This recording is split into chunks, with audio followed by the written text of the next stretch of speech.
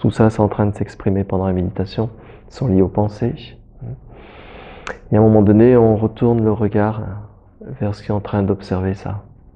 Parce que si on fait que ça, s'intéresser aux directions. À un moment donné, il faut retourner la flèche et voir où est-ce que ça pointe. Et donc la grosse arnaque, c'est que tout le monde va dire, ça pointe vers moi, ici. Hein? C'est moi, ici. Donc c'est à vous de voir si c'est réellement vrai, si c'est vraiment vrai, cette arnaque.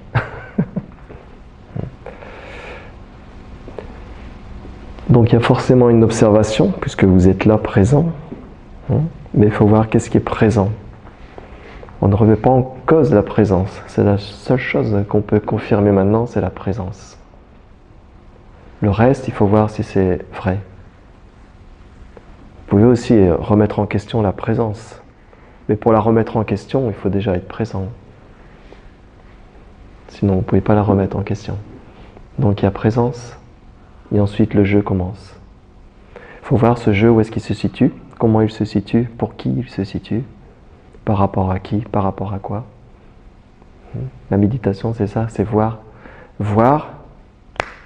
que ça, voir que ce maintenant.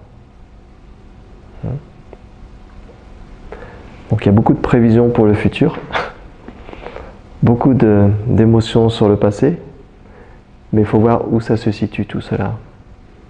Est-ce qu'il y a une réalité dans ce maintenant avec cela?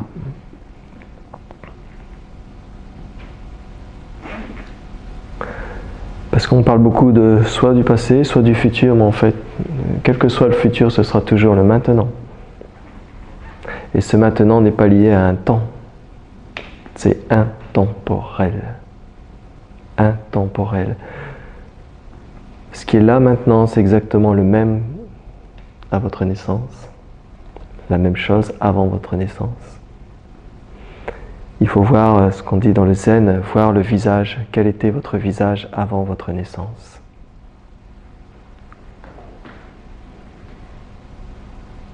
Quand on parle de libération, d'éveil, de nirvana, illumination et toutes ces choses-là, c'est voir son visage avant sa naissance. Pour voir le visage avant sa naissance, c'est le voir maintenant.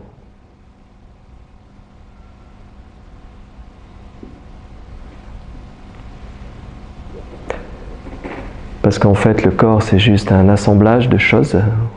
Il y a un assemblage, c'est magique, c'est merveilleux. En fait, vous n'êtes pas le corps. Le corps se manifeste dans ce que vous êtes. C'est différent.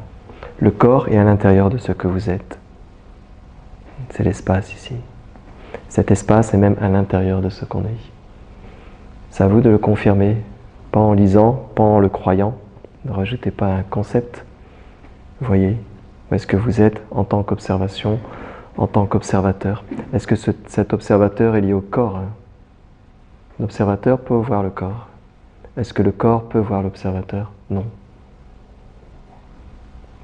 C'est bon ça ou pas? Est-ce que le corps peut voir l'observateur? C'est oui ou c'est non? Faut pas être d'accord avec moi forcément, hein? C'est à vous de voir. Mais pour voir, c'est voir directement. C'est voir maintenant. Pas voir alors est-ce que le corps est... Là vous êtes parti dans vos connaissances. Vous êtes parti dans le passé. Parce que la connaissance c'est le passé.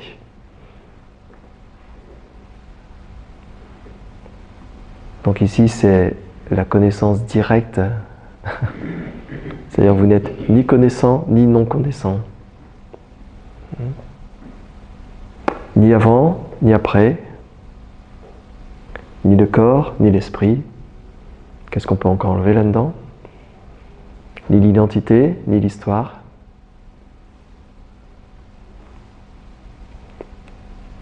Après, qu'est-ce qui reste?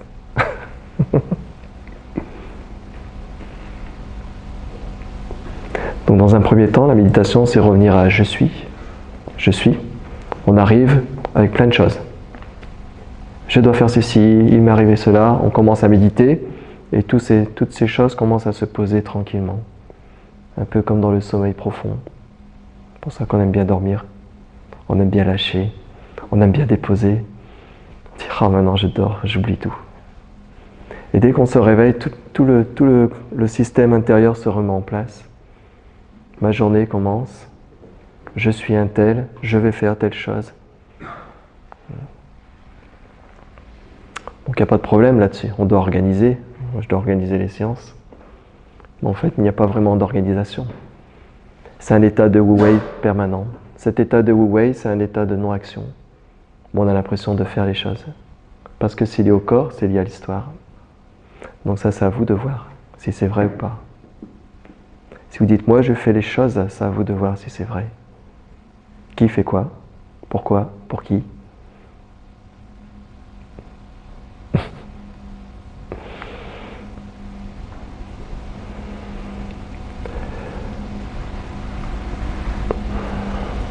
En fait, on valide trop vite. À la naissance, on a commencé à démarrer, on a commencé à crier, à pleurer, à demander le biberon.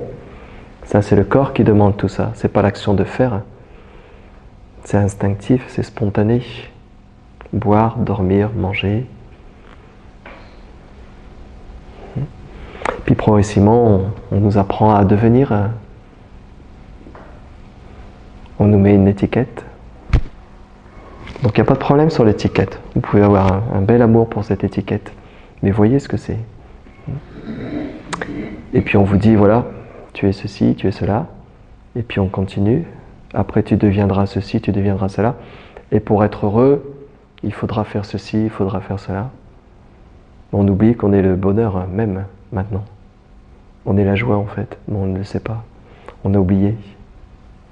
Et si vous cherchez la joie ailleurs ou dans le futur, c'est la souffrance. Parce que vous oubliez ce que vous êtes. Donc vous cherchez en tant que personne, individu, une certaine stabilité, une certaine joie, un certain bonheur. C'est légitime. Mais c'est toujours par rapport à cette personne. Donc c'est un peu comme dans la méditation. Soit vous voyez toutes les directions.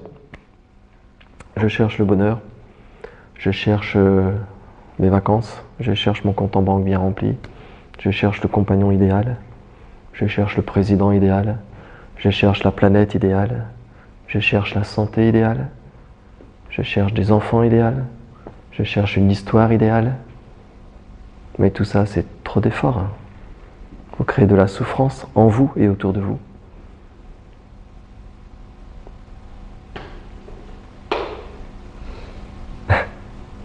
Donc c'est le plus simple, mais le corps est simple aussi, parce que tout se fait automatiquement, spontanément. Le corps bouge spontanément, la main bouge spontanément. Vous avez soif, vous buvez, vous avez froid, vous couvrez. Vous avez envie de manger, vous mangez. Vous allez aux toilettes, il faut aller aux toilettes. Mais vous ne prévoyez rien, ça se fait spontanément? Non? Ça se fait ou pas? Si à un moment vous faites un jeûne, vous décidez de faire un jeûne, et vous allez voir que le corps progressivement va se mettre en jeûne. Ça se fait naturellement. Les ressources s'inversent, il va les puiser, il va les chercher. Même quand il n'y a plus de protéines, il va transformer glucides. Il transforme les choses, il fait les choses. Les cellules se mettent en mode survie. Vous ne pouvez pas programmer ça, c'est impossible de le programmer en tant que personne. Mais si vous voulez le programmer, ça va être difficile. Et après on dit, ah j'ai décidé de manger, j'ai ceci, j'ai cela. Et ah je dois aller aux toilettes. Non, c'est pas vous, c'est le corps. C'est un besoin du corps. Et si vous essayez de résister avec ça, ça va être embêtant. Il va y avoir un problème.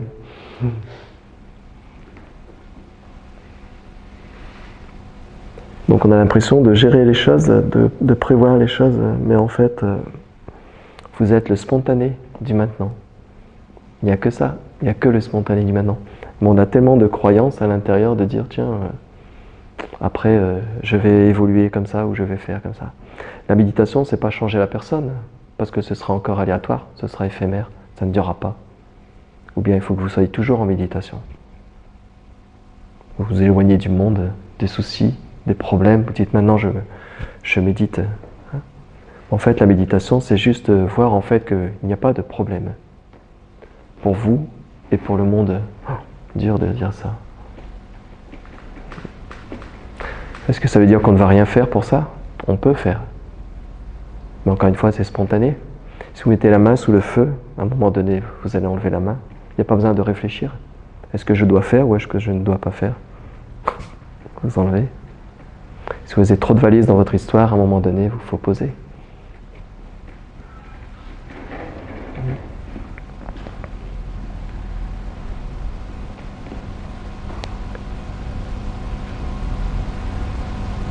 Donc trouver ce que vous êtes déjà, c'est le plus simple du plus simple. Vouloir faire les choses, c'est le plus compliqué. Si à un moment donné, juste vous testez pendant une journée, vous faites un jeûne de l'action. Voyez comment ça se passe, voyez comment ça se déroule. Si vous lâchez le vouloir faire, si vous lâchez les peurs du lendemain, voyez comment ça se joue à l'intérieur, comment ça se passe, qu'est-ce qui résonne. Si vous avez une émotion forte, c'est pas vous en fait. Le corps s'exprime. Mais en même temps, on peut dire que la vibration, cette émotion, émane de vous, mais pas en tant que corps. C'est une énergie, c'est un espace, c'est spontané. Mais toute l'histoire qui arrive derrière, ça c'est la personne, c'est le film, c'est le rêve, c'est l'arnaque. Donc des fois on dit « Ah, je me suis fait arnaquer par un tel » ou « Je me suis fait arnaquer par un tel ». « Ah, le président, on se fait arnaquer. Ah, l'essence, on se fait arnaquer. » Ouais, ok, on se fait arnaquer. Mais est-ce que vous êtes vraiment là-dedans? Est-ce que vous êtes vraiment dans le mouvement des choses ou est-ce que les choses arrivent à l'intérieur de cet espace, de ce que vous êtes?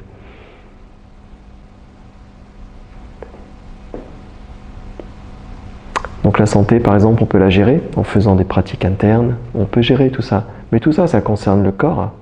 Ne mettez pas trop de pression là-dessus. Parce que qu'est-ce que c'est le corps? C'est une machine merveilleuse, avec un point de départ, avec un point de fin. En fait, la vie, c'est juste ça. Une date, un trait et une date. Ça, c'est le corps. Qu'est-ce qui peut voir l'ensemble des trois? Donc tout ça, ça crée des peurs. Il y a comme une sorte de filtre. C'est comme on a l'impression d'avoir des lunettes déformantes. Et puis donc il y a une interprétation de tout ce qui nous arrive. On est comme possédé par cette identité, cet ego. On est comme verrouillé dessus. Et on dit ça, c'est ma réalité à moi. C'est mon monde, ma réalité, ma personne, mon corps, mes pensées. Et pourtant, si vous réfléchissez, même pas réfléchir, c'est juste voir maintenant vos pensées. Est-ce que c'est vraiment vos pensées? D'où elles émanent les pensées? Comment elles sont construites? Est-ce que c'est vous qui les construisez? Dans ce cas-là, fabriquez des pensées très roses, très belles, que des pensées belles, que des pensées roses. Est-ce que c'est possible? Parce que ça dépend de plein de choses à l'intérieur, avec la mémoire, avec les expériences du corps, les expériences de l'histoire qui se passe, de son entourage, de son environnement, de ce qui se passe à la télé. Tout ça, il y a une fluctuation non-stop de pensées. Est-ce que les pensées vous observent ou est-ce que vous pouvez observer les pensées? Qui observe les pensées en fin de compte? Le corps est en train de faire sa vie, laissez-le faire. Je suis angoissé, j'ai des problèmes, j'ai une émotion très forte. Ok, on va la regarder. Regardez. Mais regarder, c'est maintenant. C'est voir maintenant. C'est pas regarder dans nos habitudes. Ça ne devrait pas. Parce que si vous dites tout de suite ça ne devrait pas, vous ne pouvez pas regarder. Vous avez déjà tourné. C'est ça, ça ne devrait pas. J'ai une sensation, une émotion apparemment négative, quelque chose de négatif qui arrive, et tout de suite on veut s'en échapper. On ne regarde pas. Ou on regarde avec la tête, avec ses connaissances, avec ses croyances, ses conditionnements. Et on dit ça c'est négatif, ça ne devrait pas. Mais ce qui est, c'est la totalité. Il n'y a pas de séparation dans ce qui est. Qu'est-ce qui est séparé maintenant? Est-ce qu'il y a une séparation entre moi et vous? Qu'est-ce qui est séparé? Qu'est-ce qui est séparé entre l'observation du corps, de l'espace extérieur, de l'espace intérieur? Elle est où la séparation? Qu'est-ce qui est séparé entre l'observation et l'espace même? Est-ce qu'il y a une séparation? Ça, c'est à vous de voir. Parce que mentalement, on veut dire oui, bien sûr, il y a une séparation. Moi, je suis là et l'espace est autour de moi. Mais regardez un peu mieux. Aiguisez l'observation directe.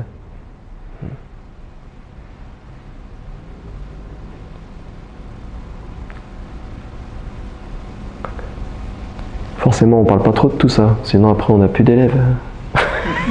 Parce que les pensées, le mental commence à être en déroute. Parce qu'on ne remet jamais en cause.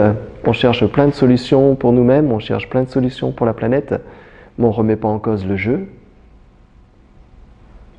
C'est dans aucun parti politique. Nous allons maintenant rétablir l'ordre dans ce monde, avoir une paix harmonieuse. Donc on va commencer par voir, mais c'est quoi ce jeu qui fout le bordel? C'est quoi ce jeu? Il est où ce jeu? Il se trouve où? Il est à qui? Mais ça, c'est dans aucun programme. Donc on va continuer à tourner, à voir à l'extérieur des choses. Alors continuons.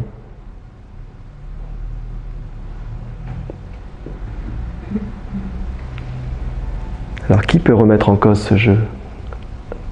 Parce que c'est à partir du moment où vous pouvez commencer à voir ce jeu, c'est déjà, il y a une certaine sincérité à remettre en cause tout ce qu'on nous a appris, tout ce qu'on nous a dit. Et à un moment donné, on remet en cause, on prend le temps de se poser et de voir ce qui est là. Qu'est-ce qui est réellement là? Qui suis-je? On retrouve cette question. Et ce qui suis-je ne peut pas être résolu par le mental. Ne cherchez pas de réponse à qui suis-je. Toutes les réponses font aussi partie de l'arnaque. Parce que les réponses seront intellectualisées. La réponse va se faire que maintenant, maintenant, maintenant, maintenant, maintenant.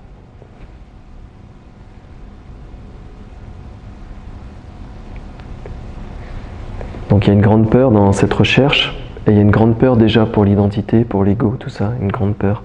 Le monde est envahi par la peur. Et toute cette peur, ça crée une sorte de résistance, de faire, d'action. Il y a trop d'action maintenant. Il y a trop de mouvements. Il y a trop d'excitation. Il y a trop de perturbations. Donc on va rajouter beaucoup de perturbations. Et ainsi de suite, et ainsi de suite. On va créer des divisions. On va créer des clans. On va créer des oui et des non. On va créer des distances avec certaines choses et d'autres non. On va être dans un camp et il y aura un autre camp, mais l'autre camp sera aussi, vous serez l'ennemi de quelqu'un forcément. Donc il y aura guerre.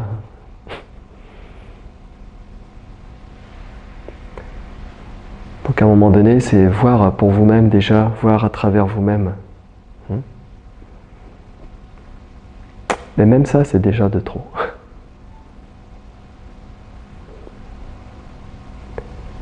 Parce que le regard maintenant, c'est uniquement... comment on peut dire ça? C'est parce qu'il n'y a pas de vouloir dire, de vouloir expliquer les choses. Parce qu'en fait, c'est plénitude tout le temps maintenant, c'est plénitude. Même si vous voyez les informations, c'est plénitude. Parce que les informations même se déroulent dans cet espace. Et cet espace ne peut être entaché par rien du tout, absolument rien.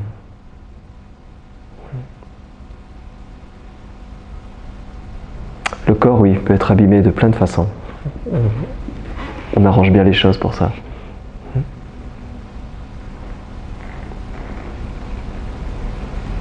Donc, qu'est-ce qu'il y a à faire? Qu'est-ce qu'il y a à faire?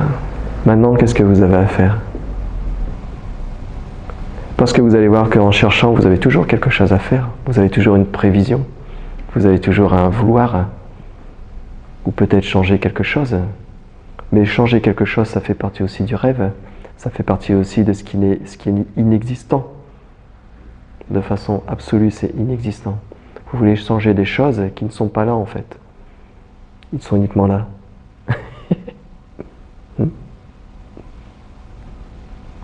Donc il faut trouver la prise.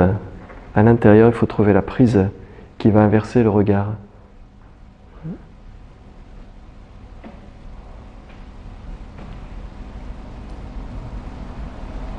Parce que forcément, il y a toujours problème, il y a toujours vouloir faire quelque chose, désirer quelque chose, changer quelque chose de ce qui se passe pour soi, pour les autres, pour la planète, etc.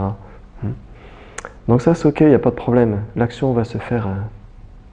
Si par exemple, vous voyez un animal en souffrance, vous allez automatiquement, normalement, faire en sorte qu'il ne souffre pas. Les choses vont se faire naturellement. Mais souvent, elles se font avec le mental, c'est lié à l'ego, et elles se font avec quelque chose d'égotique, quelque chose qu'on a besoin pour soi. Même des fois, on offre un cadeau, mais c'est pour soi, indirectement, pour avoir une satisfaction. Ça ne veut pas dire qu'on ne doit pas offrir de cadeaux. Mais observez tout ce jeu égotique.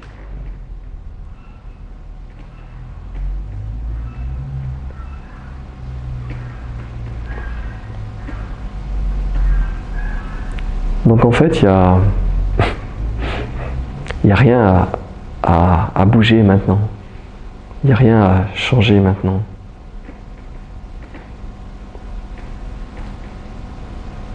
Mais ça, c'est à vous de le voir. Parce que forcément, il va y avoir... Je fais exprès de parler comme ça. Parce que je peux que dire ça maintenant. Je peux que parler comme ça maintenant. Mais je fais exprès aussi, parce que je sais que là, je vais comme piquer.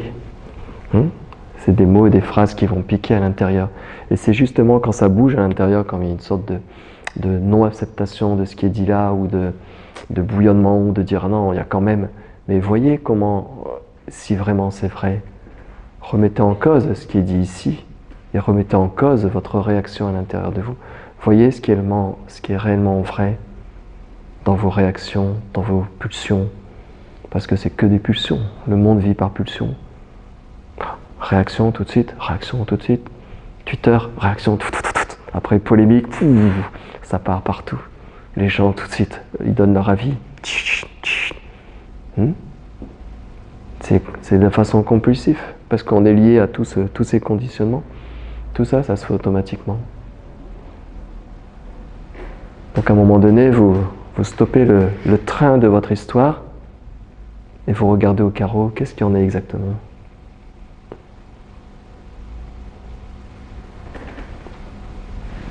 On voit même le corps changer, le corps vieillir, et on dit « Ah, je vieillis », mais qu'est-ce qui voit ça? Est-ce que c'est les miroirs? Ou est-ce qu'il y a quelque chose à l'intérieur, une prise de conscience, une conscience plus subtile qui voit le changement? Si on peut voir le changement, il y a forcément quelque chose qui ne change pas. Ça, c'est à vous de voir. Qu'est-ce qui ne change pas? Tout à l'heure, je vous ai amené à l'observation, l'observateur. Je vous ai demandé est-ce que l'observateur est un point fixe? Est-ce que c'est quelque chose qui bouge avec les sensations? Est-ce que c'est quelque chose qui bouge avec les pensées? On a fait l'exercice du son, écoutez à gauche, écoutez à droite. Vous avez remarqué que quand vous faites ça, il y a un mouvement qui se crée à l'intérieur. Vous avez observé ou pas? Comme une sorte de métronome. Vous commencez à écouter à gauche, c'est comme la présence se met à gauche. Vous écoutez à droite, c'est comme... Ça, c'est la conscience. Mais ce n'est pas encore la conscience, c'est encore une conscience relative. Il y a quelque chose de plus subtil qui voit le mouvement même de gauche et droite. Donc vous êtes en train d'observer quelque chose qui est déjà subtil, une sorte de conscience, de présence qu'on utilise aussi dans les arts internes, qui va à gauche et qui va à droite. C'est-à-dire, là où vous mettez la pensée, la conscience va. Mais ça, vous pouvez aussi observer. C'est-à-dire qu'au fur et à mesure, votre regard qui était fixé sur le mental, au fur et à mesure, ce regard devient plus conscient. C'est comme un dézoomage. Mon corps, mes pensées, ma vie, et d'un seul coup, vous avez un dézoomage. Et vous allez voir que ce regard n'est pas lié au sens non plus. Ça, c'est à vous de voir, à vous de confirmer dans la présence directe. Parce que la seule confirmation, c'est dans l'instant. C'est l'instantané. Comme quand vous regardez un coucher de soleil, vous dites « Waouh, c'est beau ». Vous ne commencez pas à sortir vos livres d'atlas ou de biologie et de dire « Il se passe telle chose ou telle chose ». Ou comme quand vous écoutez une musique, vous dites « Ah, cette musique-là, elle me fait pleurer, elle est magnifique ». Vous commencez à pas... Votre cerveau ne vous dit pas les notes, ne vous dit pas forcément l'auteur ou le titre. Il y a quelque chose qui est plus direct que ça. À ce moment-là, on est plus avec son cœur qu'avec son cerveau. Oui, voilà, c'est le cœur. C'est pour ça qu'on parle beaucoup du cœur, l'ouverture du cœur.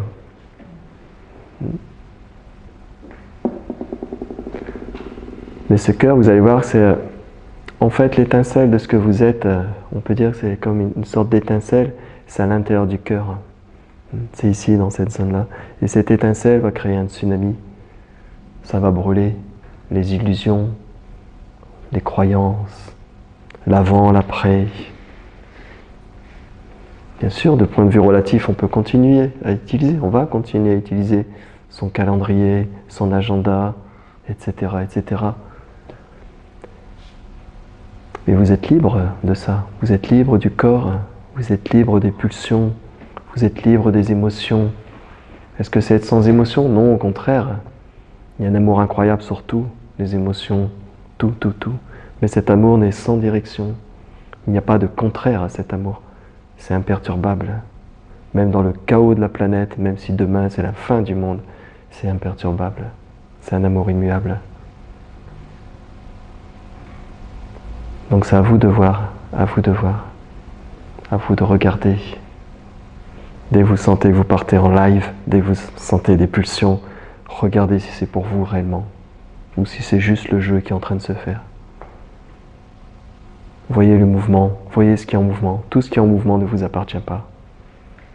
Mais tout mouvement est grâce à vous aussi. Tout mouvement s'exprime à partir de là, à partir de cet espace.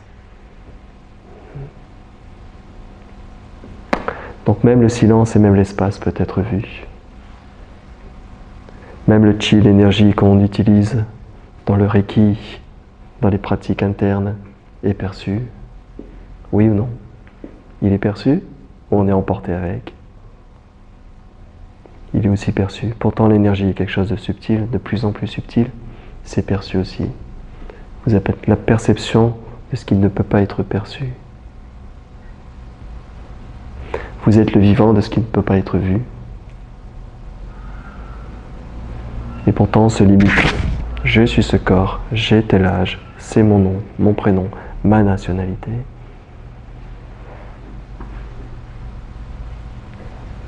C'est le problème.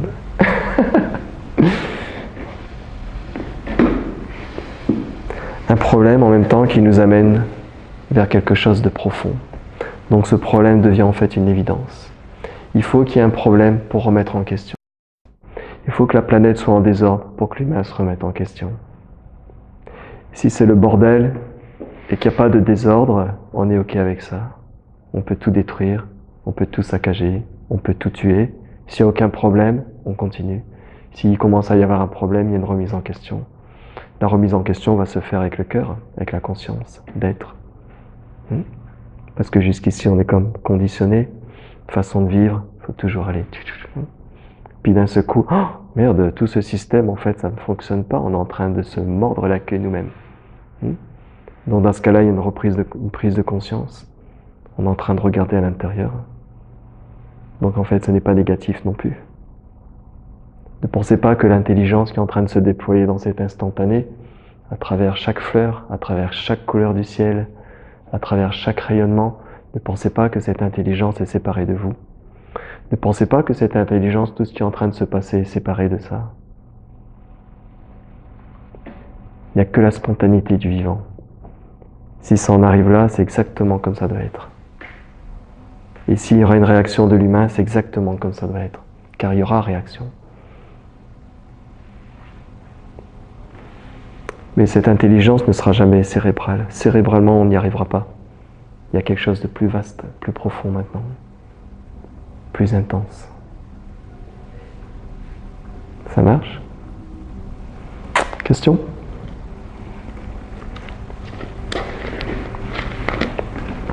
Comment ose-t-il?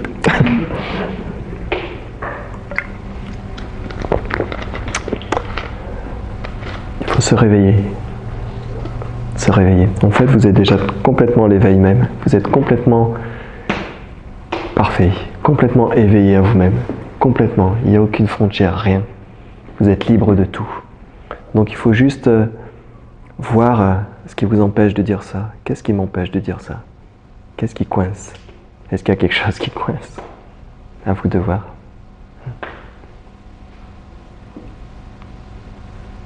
Ça marche? Donc on va dire, ouais, mais c'est ramener tout à rien, c'est c'est comme il n'y a rien, voilà, on se défait de tout, il n'y a rien, etc. Mais c'est l'inverse. On se réduit à quelque chose d'ici, une personne. Là, je vous dis l'inverse, ne vous réduisez pas, vous êtes le tout. Là où il n'y a rien, vous êtes le tout. Si c'est juste le corps, ben vous allez croire que vous êtes juste le corps.